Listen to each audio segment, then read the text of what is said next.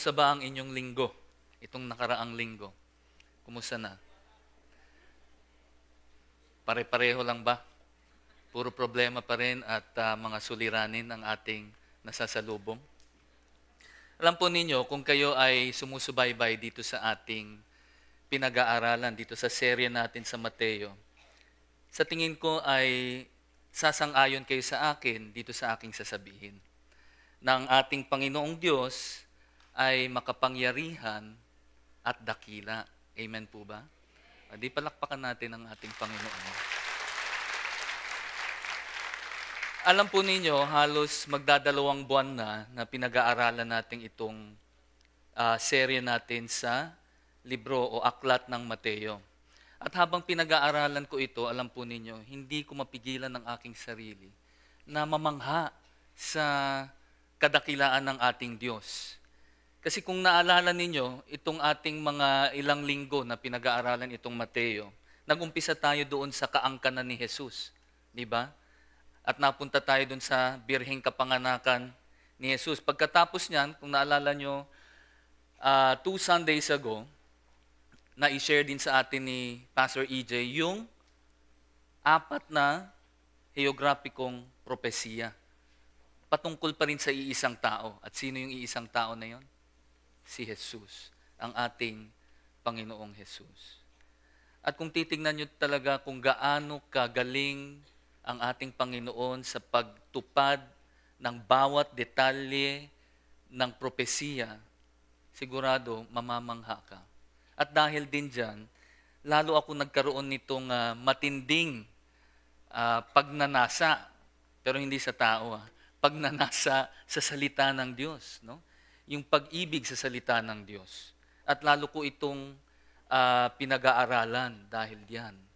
And ang panalangin ko po, ang bawat isa sa atin na nandirito ngayon, yan din sana ang ating maging desire na na patuloy na pag-aralan ang salita ng Diyos. Sa hapong ito ay ating tatalakayin itong Mateo chapter 3, verse 1 hanggang verse 6. Pwede ko ba kayong anyayahan na magsitayo at tulungan niyo po ako sa pagbasa nitong ating pangunahing talata na makikita natin dito sa Matthew o sa Mateo chapter 3, verse 1 hanggang verse 6.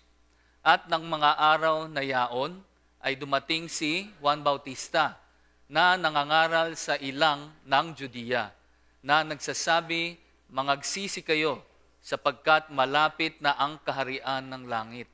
Sapagkat ito yaong sinalita sa pamamagitan ng propeta Isaias na nagsasabi, ang tinig ng isang sumisigaw sa ilang, ihanda ninyo ang daan ng Panginoon, tuwirin ninyo ang kanyang mga landas. Si Juan nga ay nananamit ng balahibo ng kamelyo at may isang pamigkis na katad sa palibot ng kanyang baywang. At ang kanyang pagkain ay may balang at pulot-pukyutan. Nang magkagayoy, nilabas siya ng Jerusalem at ng buong Judea at ng buong lupain sa palibot-libot ng Jordan. At sila'y kanyang binabautismuhan sa ilog ng Jordan na ipinahahayag nila ang kanilang mga kasalanan. Manalangin po muna tayo. Panginoon, salamat po sa hapong ito.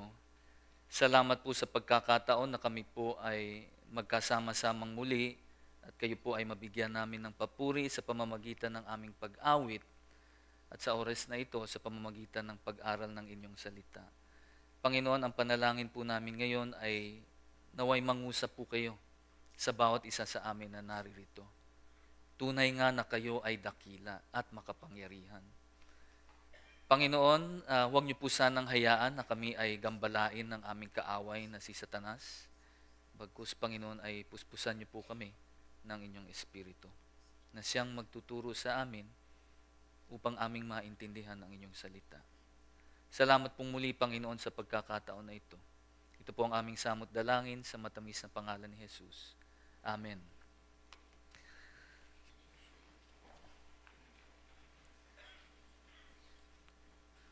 Dalawang linggo nang nakakaraan nung na-share sa atin ni Pastor EJ yung 4 na propesiyang geograpiko patungkol kay Kristo Jesus. At doon tayo nagtapos. Dito naman ngayon, mag-uumpisa tayo sa isa pang panibagong propesiya. Itong propesiya naman na ito ay pwede nating sabihing propesiya patungkol pa rin kay Kristo Jesus. Yung nga lang hindi direktang patungkol sa Kanya. Dahil ito ay direktang tinutukoy si Juan Bautista. Pero mamaya ay ipapaliwanag ko sa inyo kung bakit kinakailangan din nating malaman itong propesiya na ito patungkol kay Juan Bautista. Meron bang pangalan dito na Juan Bautista? Kasi hindi ba may apelyido talagang Bautista? Mga Kabiteño yata yung maraming Bautista. But anyway, ang pinag-uusapan natin dito ay si Juan na tagapagbautismo. Okay, shortcut lang yung Bautista. Sa hapong ito, ang gagawin po natin ay hahatiin natin sa tatlong bahagi ang ating mensahe. Una ay ang mensahe mula sa verse 1 hanggang 2. Pangalawa ay ang mensahero, verse 3 and 4. Pangatlo ay ang misyon, verse 5 and 6. Mensahe, mensahero, misyon. Okay, 3 points lang, kaya mabilis lang ito. So, umpisa na nating pagbulay-bulayan ng salita ng Diyos. Tingnan po natin ang Mateo chapter 3, verse 1 and 2. Ang sinasabi rito, at nang mga araw na yaon ay dumating si Juan Bautista na nangangaral sa ilang ng Judea, na nagsasabi, mangagsisi kayo sapagkat malapit na ang kaharian ng langit. Ano bang ibig sabihin ng ilang? Ang ilang, sa wikang Ingles, wilderness. So anong ibig sabihin ng wilderness? Parang kagubatan. Kumbaga, ang pag sinabing ilang, isang lugar na kung saan ay hindi masyado dinadayo ng tao. Ang deserto, pwede rin nating tawaging ilang. No? Pero sa pagkakataon na ito, ay kagubatan. No? So dito, sinasabi, dun sa pinakaumpisa, pakita lang natin yung slide ulit. Ang sinasabi diyan, at ng mga araw na yaon ay dumating si Juan Bautista. Anong ibig sabihin ni Mateo doon sa mga araw na yaon? Ang ibig sabihin lamang po diyan ay nung mga panahon nung si Jesus ay nasa Nazareth. No? Yun lang ang ibig sabihin ni Mateo. Hindi pwedeng ang ibig niyang sabihin nung mga panahon na si Kristo ay bata pa. Hindi ho pwedeng mangyari yan. Alam niyo po kung bakit? Dahil si Juan Bautista at si Jesus ay 6 na buwan lang po ang kanilang pagitan. Kung naalala niyo doon kung nabasa niyo na ang libro ng Lucas, chapter 1, verse 36, si Maria, nung pumunta siya kay Elizabeth, nung binisita niya si Elizabeth, siya ay 6 na buwan sa kanyang pagdadalang tao. At nung mga panahon na yon, ay kakapakita pa lang nung anghel ng Diyos kay Maria at sinasabing ang anak ng Diyos ang kanyang daladala. Therefore, so ang ibig sabihin niyan ay 6 na buwan lang ang tinanda ni Juan Bautista kay Jesus. Kaya yung sinasabi niya doon na nung mga panahong yaon ay nung mga panahon nung si Jesus ay nasa Nazareth. Alam po ninyo ang chapter 2 at chapter 3, actually ang pagitan nila ay 29 na taon. Merong 29-year na gap. No? May 29 na taon na agwat. Dahil kung titingnan yung chapter 1 and 2, ano ang pinag-usapan natin doon? Yung birheng kapanganakan ni Jesus, yung mga propesiya patungkol nun sa batang Jesus. Pero pagdating sa chapter 3, pinakita na rito ni Mateo na si Juan Bautista ay isang mama na sumisigaw sa kagubatan at nangangaral ng mangagsisi kayo. Dahil nandiyan na ang kaharian ng Diyos.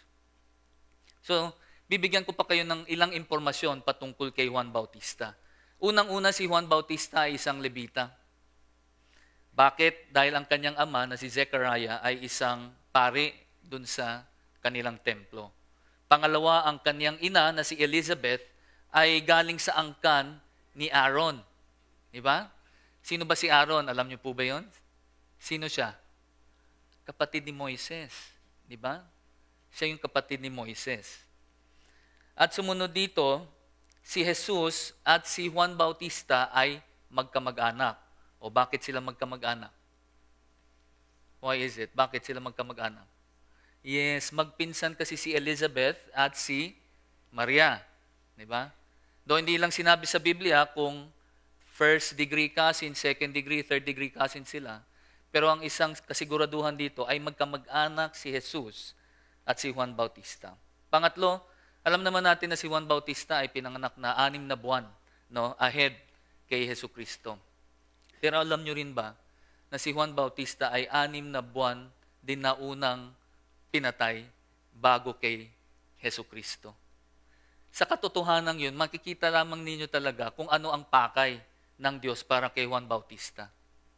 Kundi linisin ang daan para sa Haring Mesiyas, upang ihanda ang puso ng mga tao sa mensahe ng Haring Mesiyas.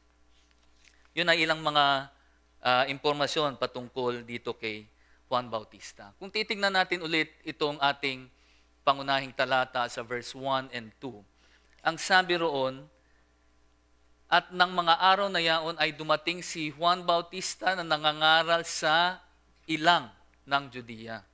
Ito yung tanong ko ngayon, bakit sa ilang ng Judea? Bakit sa kagubatan? Bakit sa isang lugar na na walang masyadong tao ang pumupunta? Bakit? Sa tingin ninyo, bakit? Meron ho akong babanggitin na 2 kadahilanan. Unang-una, kung titingnan natin dito sa Isaiah chapter 40, verse 3 hanggang verse 5, meron pong sinasabi rito na, ang tinig ng isang sumisigaw, ihanda ninyo sa ilang ang daan ng Panginoon, pantayin ninyo sa ilang ang lansangan para sa ating Diyos. Bawat libis ay mataas, at bawat bundok at burol ay, tama ba burol or burol? Sorry. Burol ay mabababa, at ang mga baku-bako ay matutuwid, at ang mga hindi pantay na dako ay mapapatag. At ang kaluwalhatian ng Panginoon ay mahahayag at makikitang magkakasama ng lahat ng tao sapagkat sinalita ng bibig ng Panginoon. Doon sa verse 3, kung titignan nyo dyan, ang sabi ni Isaias ay may tinig ng isang sumisigaw.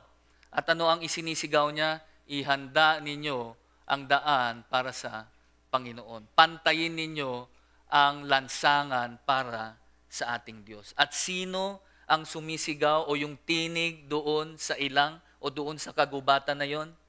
Yan ay walang iba kundi si Juan Bautista. Ito ay isang propesiya na naisakatuparan muli ng ating Panginoong Diyos. At ito ngayon ay ipinapakita sa atin ni Mateo. Para sa anong kadahilanan? Mamaya, sasabihin ko sa inyo yan. Tingnan pa natin yung isang verse sa Lucas chapter 1 verse 18. At lumaki ang sanggol at lumakas sa espiritu at nasa mga ilang hanggang sa araw ng kanyang pagpapakita sa Israel. Naturalmente, kung ang propesiya na ang tinig ay manggagaling sa kagubatan, dapat lamang na si Juan Bautista ay lumaki sa kagubatan. Di ho ba? Ngayon, meron hong mga suppositions na sinasabi kung paano dinala ng Panginoong Diyos si Juan Bautista sa kagubatan. Kung naalala ninyo yung istorya nitong mga mago o nitong mga pantas, nung pagkatapos nilang sambahin ang Diyos at ibigay yung kanyang alay, ang kanilang alay sa Diyos, anong ginawa nila? Bumalik ba sila kay Haring Herodes? Hindi. No?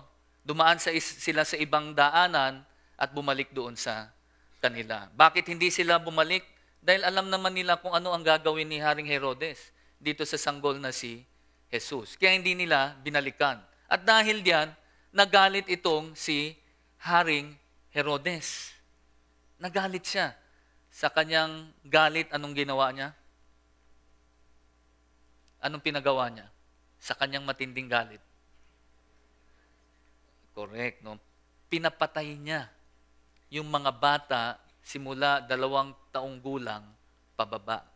Ilang buwan ba ang agwat ni Jesus sa ni Juan? 6 na buwan. So pasok pa rin siya doon sa 2 taong gulang pababa. No? Yun ang kadahilanan kung bakit siya dinala sa kagubatan at doon siya lumaki. At nung siya ay umabot na sa takdang edad, sa takdang panahon, siya yung tinig na sumisigaw sa kagubatan. Ano ang sinasabi?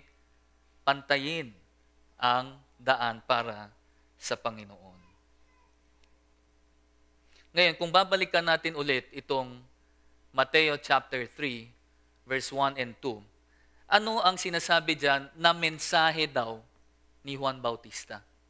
Ano ang mensahe niya dyan sa verse 2? Magsisi kayo, sapagkat malapit na ang kaharian ng langit. Anong ibig sabihin ng magsisi?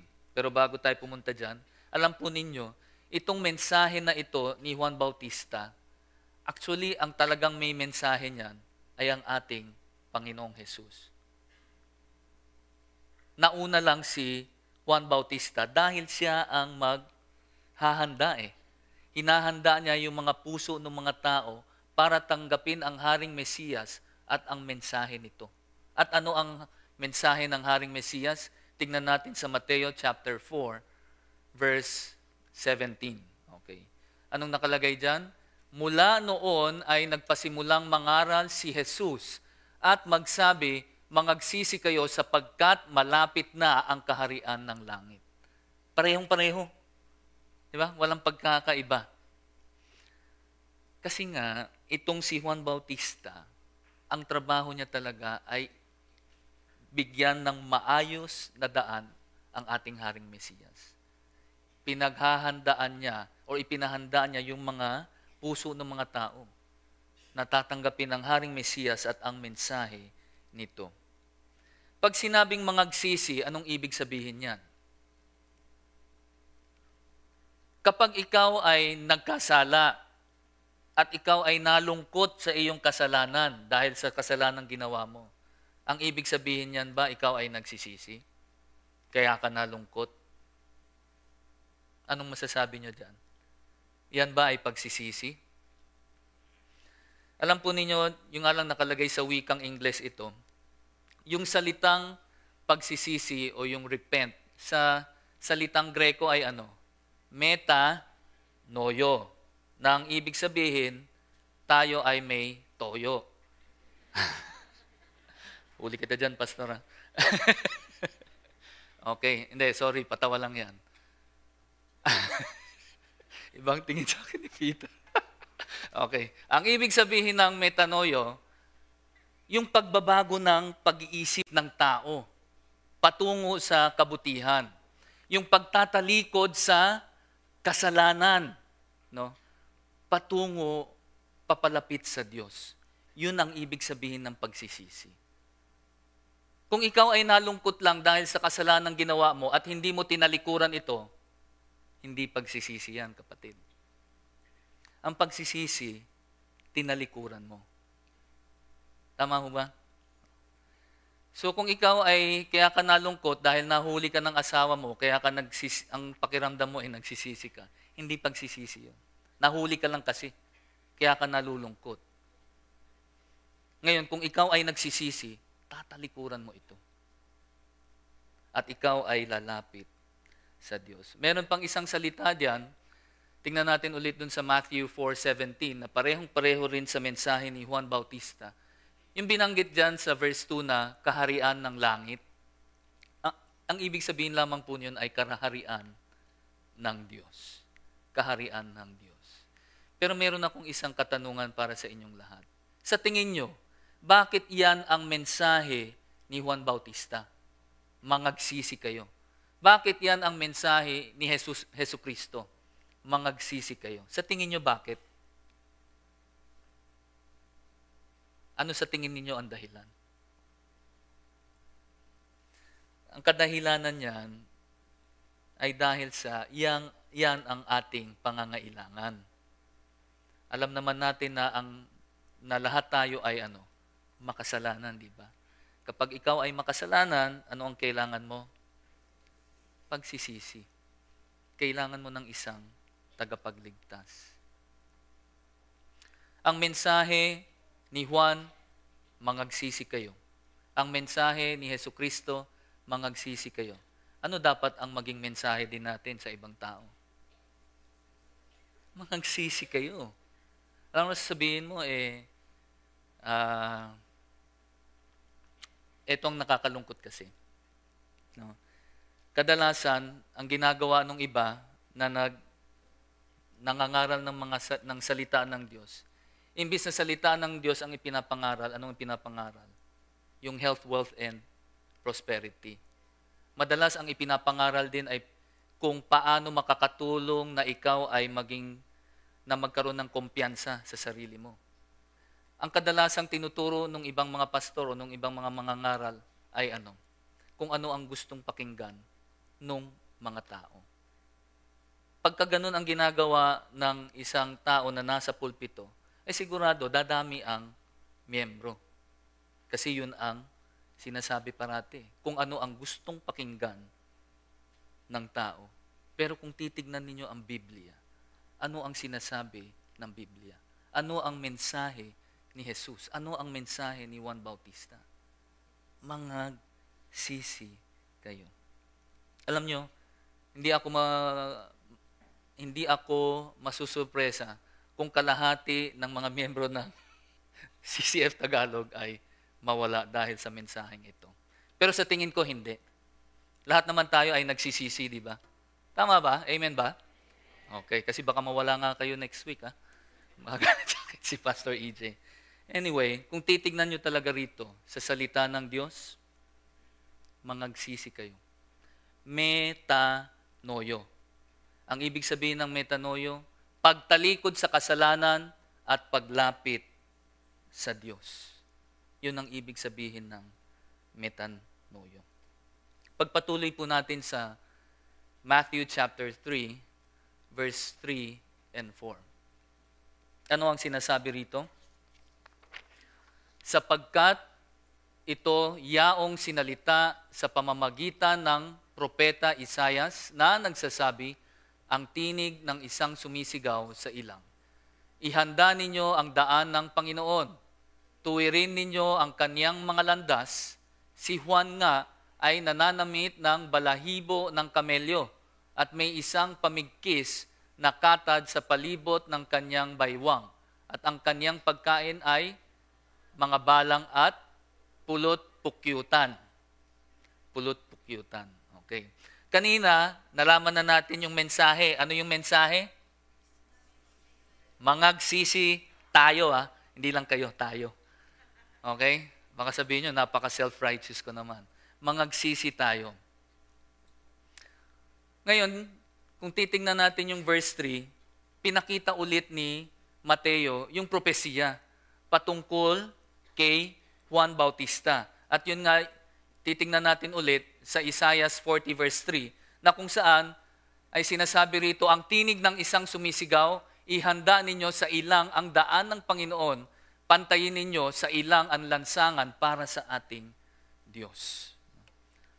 Si Juan ang siyang tinig doon sa ilang or doon sa loob ng kagubatan. Siya ang sumisigaw na sinasabing, ihanda ninyo ang daan ng Panginoon. Pantayin ninyo ang lansangan para sa ating Diyos. Si Juan po ang sumisigaw niyan. Kaya ang tawag kay Juan ay isang mensahero. Hindi lang siya isang mensahero, siya rin ay isang propeta. Pag sinabing propeta ka, ibig sabihin niyan, dala-dala mo ang mensahe ng Diyos. Kaya in effect, ano ang tawag sa iyo? Mensahero. Sa wikang Ingles, ano yung mensahero? Messenger. Hindi po ito yung messenger sa opisina. Baka naman pag nakita nyo yung messenger sa opisina nyo, tawagin nyo ng propeta. Hindi ho ganun yun. Iba ho ang messenger na sinasabi rito. May dala-dala siyang balita na galing mismo sa Panginoong Diyos. At si Jesus mismo, tinukoy niya si Juan Bautista na isang propeta. Pero hindi pangkaraniwang propeta. Kung titignan natin ngayon ang Mateo chapter 11 verse 7 to 11. Basahin po natin ng sabay-sabayan. At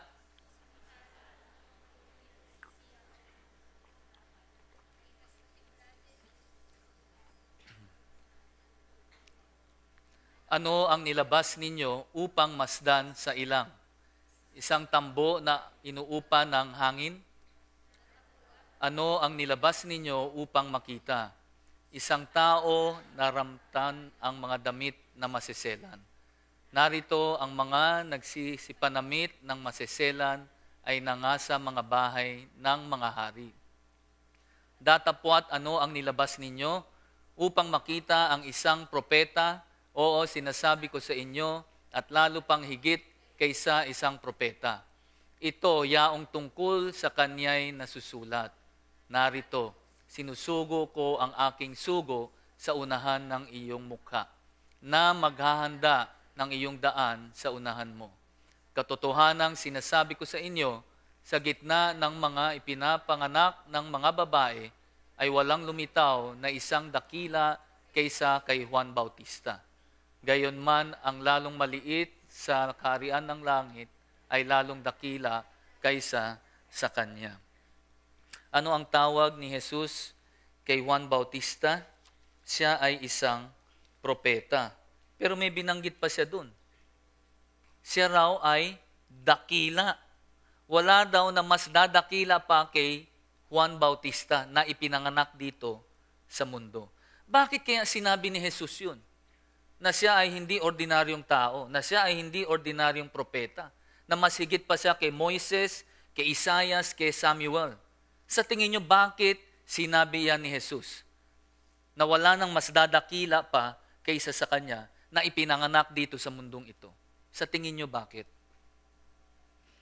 Alam nyo po kung bakit? Ito po ay sa kadahilan ng sa lahat ng mga propetang nagpropesiya patungkol kay Hesukristo o dito sa Haring Mesiyas, iisa lamang po ang nakakita nung ito ay naisa katuparan. At sino yung propeta na yun? Yun ay walang iba kundi si Juan Bautista. Kitang-kita niya eh. Nauna lang siya ng 6 na buwan. Kitang-kita niya. Kaya sinabi ni Jesus na wala pang mas dadakila kaysa kay Juan. Pero kung titignan po natin muli yung ating talata sa verse 3 and 4, alam po ninyo, nung nabasa ko itong verse 4, ano sinasabi diyan? Na si Juan nga ay mananamit ng balahibo ng kamelyo at may isang pamigkis na katad sa palibot ng kanyang baywan, at ang kanyang pagkain daw ay ano? Mga balang at pulot-pukyutan. Nung una iniisip ko, bakit kaya ito nailagay dito? Bakit kaya ito isinulat ni Mateo? Sigurado ako na ito ay may kadahilanan, may layunin, di ba? So nung ito ay aking pinag-aralan, meron akong nadiskubre. At yan ay ipapaalam ko sa inyo mamayang konti, okay? Pero tingnan muna natin itong yung sinabi diyan na pagkain ni Juan Bautista. Ano raw ang kinakain niya? Okay. Naturalmente, anong ine-expect mo kung yung tao ay lumaki sa kagubatan? Natural, kung ano ang maibibigay ng kagubatan, yun ang kakainin niya. Ang number 1 delicacy yata ng mga panahon noon sa kagubatan na yun ay yung balang. Natikman nyo na ho ba yung balang? Ha? Meron na ho bang nakatikim ng balang? Yung tipaklong. Kuliglig. Aba? Okay. Doon sa sukat, may mga nakatikim na nung balang. Actually, ni-research ko ito sa internet. May nakita akong isang blog ng isang Chinese guy na ang tawag niya dito sa balang ay flying shrimp, lumilipad na hipon. Dahil ang balang daw, pag iyong ipinrito, lasang hipon. Yung alam, pag nakita ko yung itsura, parang hindi ko makain. No? Ako mahilig akong kumain na tao eh. Kahit ano ilagay mo sa lamesa, kakainin ko yan. Pero wag lang yung mga may paa-paa siguro na parang ipis. No? Diba? Pero alam niyo, Anong sabi ng Biblia patungkol dyan kung titignan ninyo sa Levitico? Levitico chapter 11 verse 22. Ang sabi rito, sa kanila'y makakain ninyo ang mga ito. Ang balang ayon sa kanyang pagkabalang at ang lukton ayon sa kanyang pagkalukton at ang kuliglig lupa ayon sa kanyang pagkakuliglig at ang tipaklong ayon sa kanyang pagkatipaklong. Kanina natawa rin ako dyan. Siyempre naman tipaklong yung pagkatipaklong niya, di ba? Pero ano sinasabi ng Biblia? Pwede raw nating kainin ang kuliglig, ang balang, ang tipaklong. Kaya mamaya, paglabas nyo dyan, sa may damuhan, pumulot kayo ng tipaklong. Tapos subukan nyo lang, iprito ninyo. Tingnan nyo kung ano ang lasa. Kung lasang hipon nga. Ha? No? Pero ano ang sinasabi ng Biblia? Pwedeng kainin. Pero ito ngayon, bakit ipinakita yan ni Mateo? Bakit niya ipinakita na ganun ang kinakain ni Juan Bautista? Bakit niya ipinakita dyan at sinabi na ang suot na damit ni Juan Bautista ay gawa sa balahibo ng kamelyo at meron siyang balat na panali dito sa kanyang balakang? Alam po ninyo kung bakit? Dahil po dito sa isang propesiya na ito na makikita natin sa Malakias chapter 4 verse 5. Narito, aking susuguin sa inyo si Elias na propeta bago dumating ang dakila at kakilakilabot na kaarawan ng Panginoon. Bago ipanganak si Jesus, sino raw ang unang darating? Si Elias. Alam niyo anong gustong gawin ni Mateo dito? Gusto niyang ipakita na itong propesiya sa lumang tipan na siyang magpapatibay na si Jesus nga ang tunay na Haring Mesiyas. Ang kailangan niyang munang gawin ay mapatunayan niya na si Juan Bautista nga ang sinasabi ng lumang tipan dito sa Malakias. Kaya dito, kung titignan natin, ano ba ang itsura ni Elias or ni Elijah? Kung titignan ninyo sa Pangalawang Hari chapter 1 verse 8, ang sabi rito, at sila'y nagsisagot sa kanya, siya'y lalaking mabalahibo at nakabigkis ng bigkis na balat ng hayop sa kanyang mga balakang. At kanyang sinabi, siya'y si Elias na Tishbita. Ano ang itsura ni Juan Bautista? Do siya ay nakasuot nga lang ng isang damit na gawa sa balahibo ng kamelyo. Meron din siyang bigkis na nakatali sa kanyang balakang.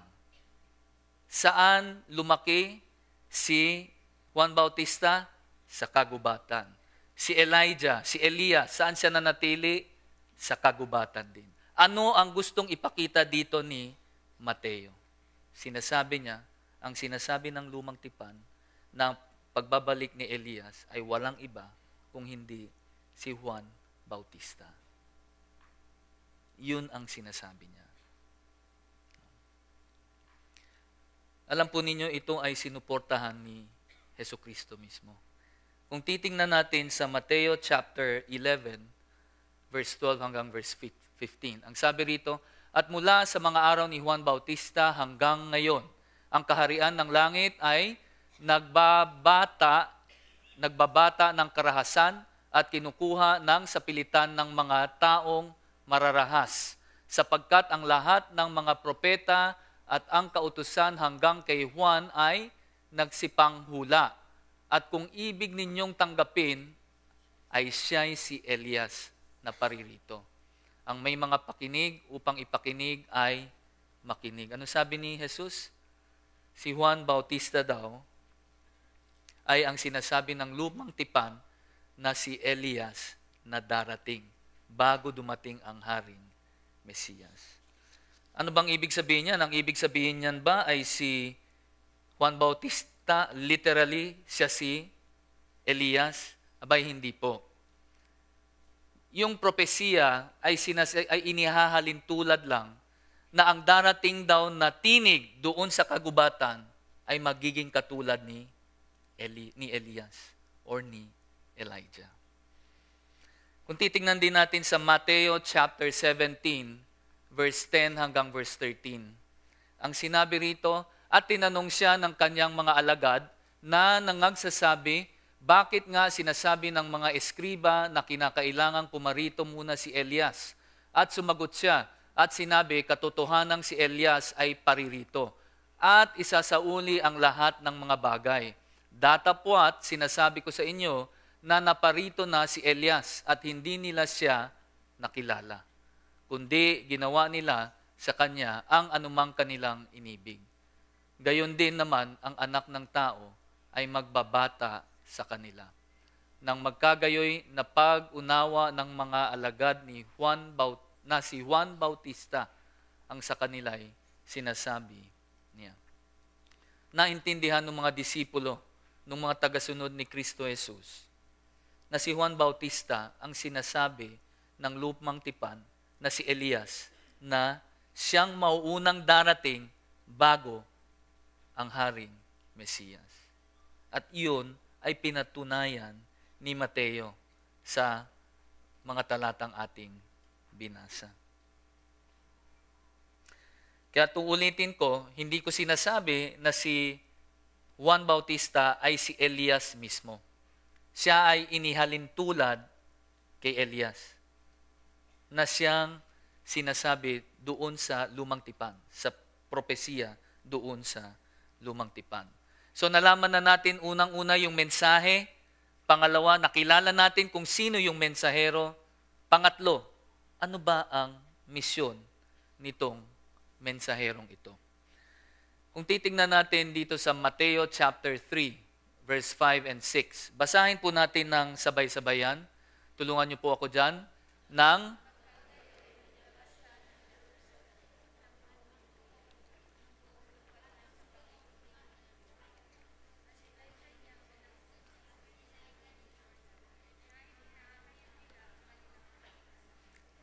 Okay.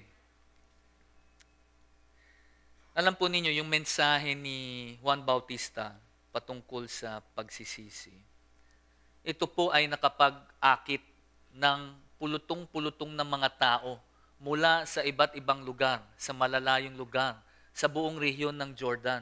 Sila ay pumunta doon sa kagubatan upang pakinggan si Juan Bautista. Si Juan Bautista. At sila ay nakapila na nagpapabautismo. Madalas nga, si Juan Bautista ay napagkakamalang Haring Mesiyas. Pero hindi naman talaga siya ang Haring Mesiyas. Kaya kung titingnan ninyo, dito sa Juan chapter 3, verse 28 to 30, ang sabi ni Juan, kayo man ay magsisisaksi sa akin na aking sinabi, hindi ako ang Kristo, kundi na ako'y sinugo sa unahan niya. Ang nagtatangkilik sa kasintahang babae ay kasintahang lalaki. Datapwat ang kaibigan ng kasintahang lalaki na nakatayo at nakikinig sa kanya ay nagagalak na lubos dahil sa tinig ng kasintahang lalaki. Ito ngang aking kaligayahan ay naganap. Siya ay kinakailangang dumakila, ngunit ako'y kailangang bumaba. Yun ang sabi ni John. No? He should increase and I must decrease. No? Yun ang sabi ni Juan Bautista. Kaya siya madalas na pagkakamalang, alam niyo kung bakit siya napagkakamalang Haring Mesiyas? Dahil ang mensahe na ibinibigay niya ay mensahe ng ating Panginoong Diyos. At ano nga ba ang mensahe na iyon? Yes. Naalala nyo Magsisi tayo. Okay. Hindi lang kayo, tayo. So, ano ba itong misyon ni Juan Bautista? Kung naalala nyo, ang sabi ni Isaias kanina, ay anong gagawin niya? Ang gagawin ni Juan Bautista ay lilinisin ang daan para sa Panginoong Diyos. Papatagin niya ang lansangan para sa Panginoong Diyos. Ang ibig sabihin niyan, ang misyon ni Juan ay upang ihanda ang mga puso ng mga tao sa pagdarating ng Haring Mesiyas. Sinisigurado niya na ang mga puso ng tao ay handang tanggapin ang Haring Mesiyas at ang kanyang mensahe. Nung isang gabi, nung kami ay nagkaroon ng D-group meeting, meron akong isang D-group member na kasama doon sa PSG. Anong ibig sabihin ng PSG?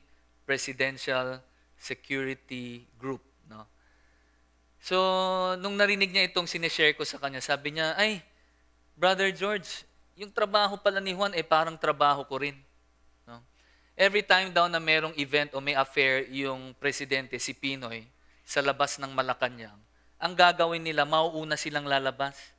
And they will make sure na yung dadaanan ni Pinoy, maayos at walang traffic. At mauuna rin sila doon sa lugar na pupuntahan niya just to make sure na okay ang seguridad. No, they will tighten up the security doon sa lugar na yun.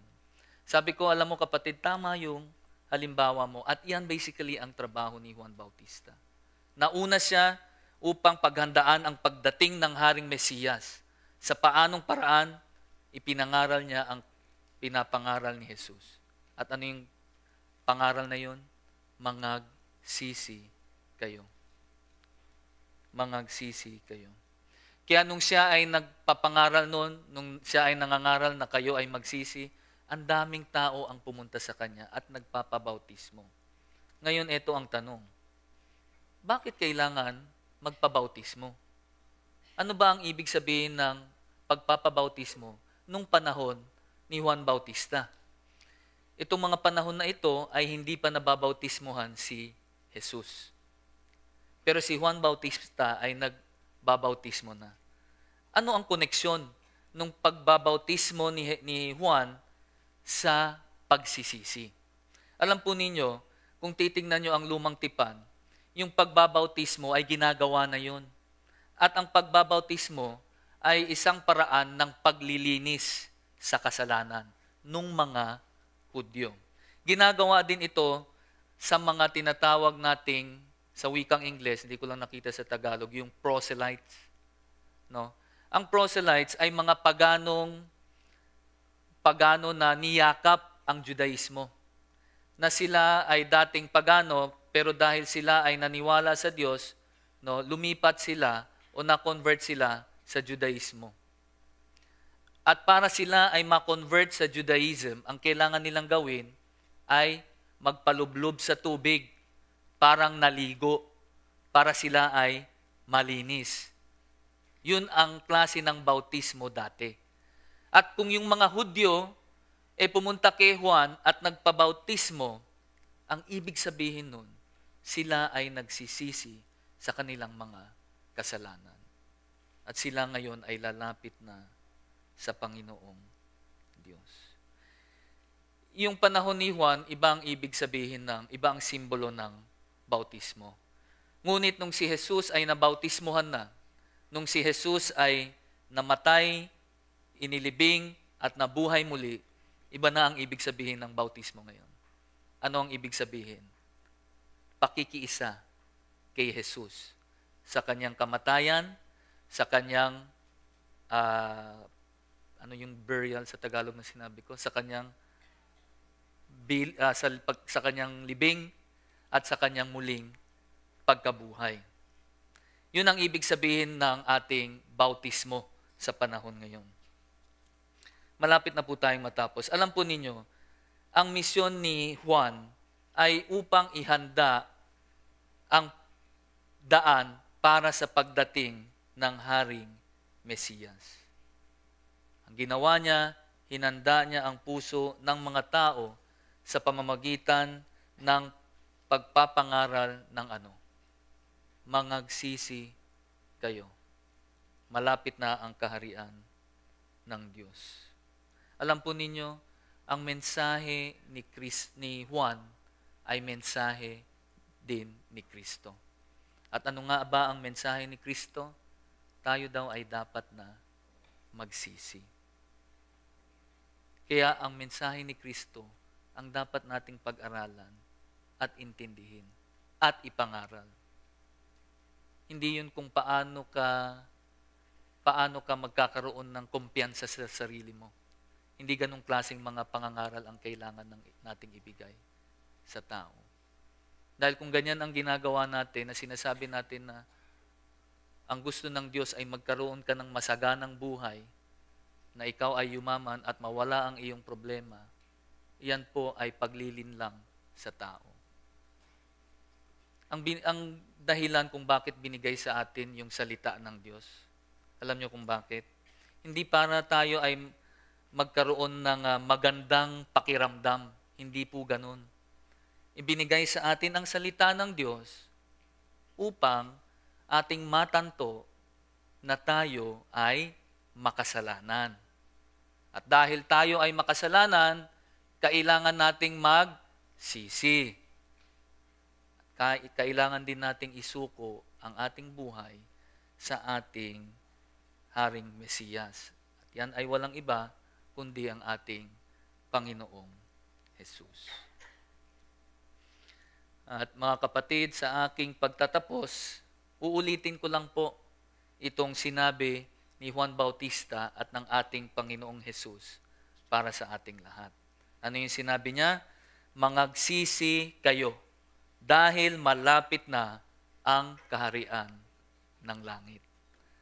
Nakakatakot ba na mensahe ito?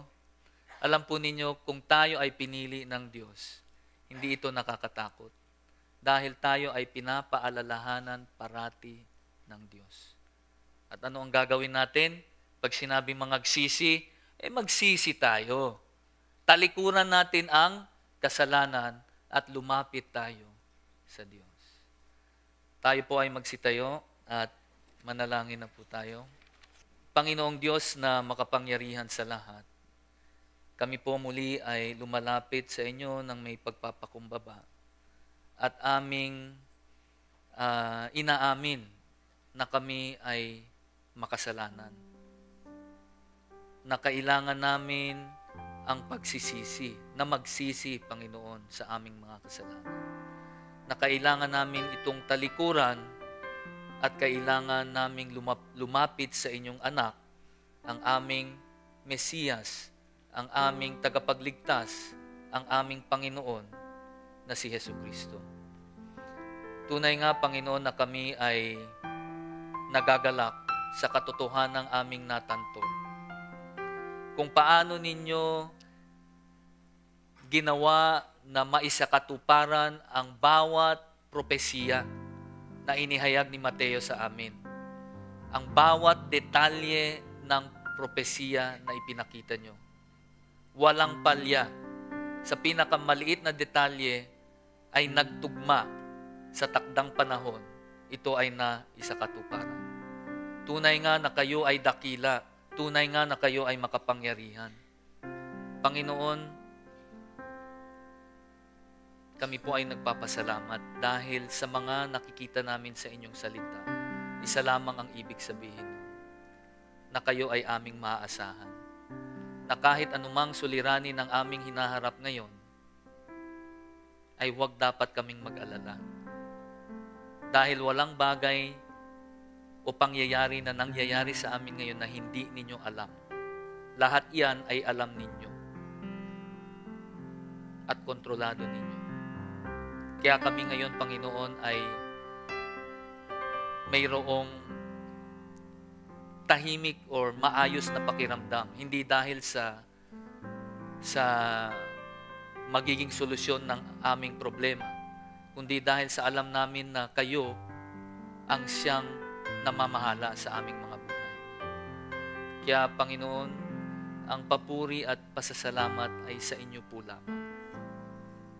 Sa pag-alis namin mamaya dito, Panginoon, naway parati niyong ipaalala sa amin na dapat naming ipamuhay ang aming pagiging Kristiyano. Salamat po muli, Panginoon. Ito po ang aming samot dalangin sa matamis na pangalan ni Jesus. Amen. Salamat po.